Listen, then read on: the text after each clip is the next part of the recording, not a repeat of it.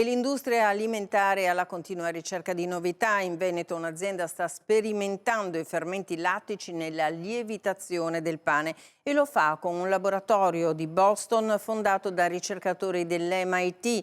Ivana Godnik. L'ultima frontiera perfezionata in questi anni è quella di sostituire il lievito con i fermenti lattici. Lo facciamo identificando e isolando i batteri lattici del lievito madre e soprattutto microincapsulandoli con una tecnologia nuova e proprietaria che è quella della microincapsulazione.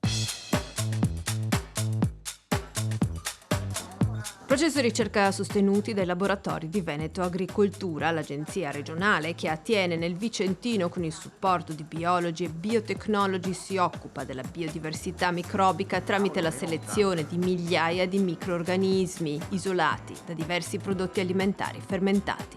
Il Cranio delle Idee cercava nel territorio una partnership, diciamo, una collaborazione proprio per sviluppare dei prodotti innovativi per la panificazione che andassero, diciamo, un po' oltre la semplice fermentazione con il lievito, ma non avessero l'esigenza di tempi lunghi quali sono quelli, diciamo, dei diversi rinfreschi delle paste madri. Di norma l'utilizzo di batteri lattici migliora diciamo, la tessitura del pane, migliora l'alveolatura, riduce il raffermimento e a volte rende anche più croccante la crosta. È una ricerca che ha incuriosito anche oltreoceano, avete trovato una partnership.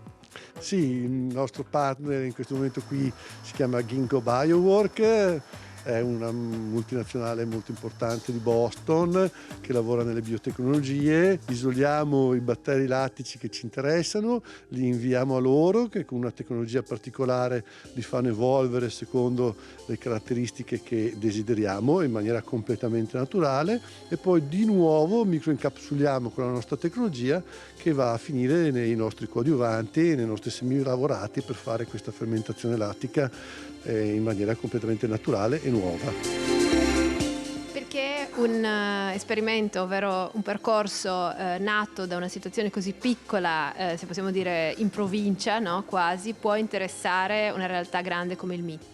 Vediamo che ci sono un sacco di progetti di ricerca e molte aziende cercano appunto di creare, insomma di costruire, di mettere a punto dei prodotti fermentati perché la fermentazione è un processo naturale, quindi si è diciamo portato avanti un po' questa sensibilità nei confronti di prodotti che naturalmente si trasformano perché appunto gli agenti sono dei batteri lattici che sono comunque dei microrganismi che sono sicuri dal punto di vista della sicurezza alimentare.